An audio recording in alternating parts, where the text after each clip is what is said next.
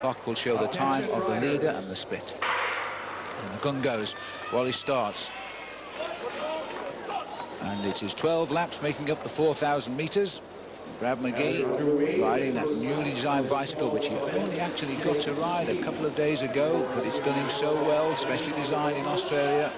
Part of the great development of the Australian Institute of Sport, which has produced all of these cycling track champions.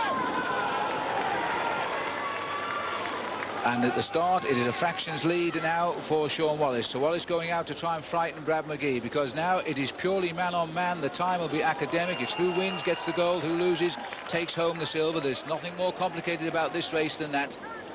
And right now, Brad McGee just tailing by 0.114 of a second. They're crossing almost identically on the track. 12 laps of the track. It's still hovering at the same, 1:64 now. So Brad McGee has made the... In fact, McGee has now gone up. McGee has gone ahead, so it's yo-yoed back, and Brad McGee has gone to the front and has got nicely into his stride now. Brad McGee will come round and complete his kilometre, and he'll have the lead, but by a shaving indeed, as McGee now goes down his home straight, goes through, and cheers all the way. 1:10.572 for McGee, 1:11.304 for Wallace. So the advantage swings to the young Australian sensation now. Wallace is going to have to dig deep on all of his experience if he's going to come back on Brad McGee. Well, McGee, in each time he's ridden, has started like this. He's had a dip at around about 3,000 metres, and then he's come back with this impressive final half a kilometre, taking him to the line. Now, he's done the same again so far. He has got the lead, and he's pushed it out to 1 second as Sean Wallace fights now to try and find his rhythm here and not to panic at this stage of the pursuit. This is Sean Wallace, looking like the man he is, an extremely fast pursuiter, but McGee, the 18-year-old, he is absolute sensation. He continues to nudge it up. 1.258 now. Brad McGee has got the edge. He's hoping to start what will be another great evening for Australia in the gold medal stakes. And the pressure on this Australian team to win all of the 9 gold medals, because they are that good. Put a man and a woman in every final so far, and it still continues to climb. 1.357. I really thought that Wallace would have held him closer than this, but as time ticks on through the second kilometre now, and the halfway point, if there is a shaky point on McGee's riding, it will come in the next kilometre, because that's where he seems to hold his pace or slow and allow his rival back in the competition. And it's happening again, because McGee has lost a little bit of his lead. There it is, down to a second again into this third kilometre. McGee seems to lock into his speed there and allow his rivals back into the race, but if he continues to ride to plan, then he'll put in that last kilometre, which will stun them.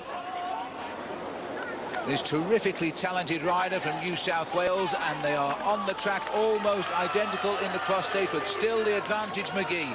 1.034, riding in fact the best of the 3 days he's ridden here. This is now much better. He's not losing more than he has in the past. He's gone level with his rider, in fact, in this last kilometre before, but now he's holding the gap. 1.036, a nice buffer of a 1 second margin here. McGee looking superb, and there he goes, still that 1 second. I think he's on his limit now, and he's holding the loss. So as we go towards the final kilometre, Brad McGee, at the first attempt, he's got 2 junior world championships in the pursuit. He's got the world record in the pursuit. He's the Australian junior world champion in the pursuit.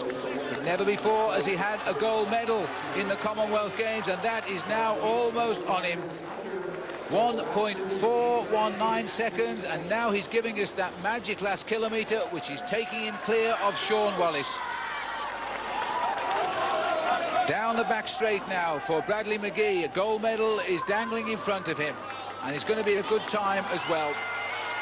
1 lap to go for Brad McGee, and the time now 2.19. So mentally Sean Wallace is broken, physically he's broken. McGee is going to take gold, and the Australians go marching on in this Commonwealth Games. It's a question now to see what the time is.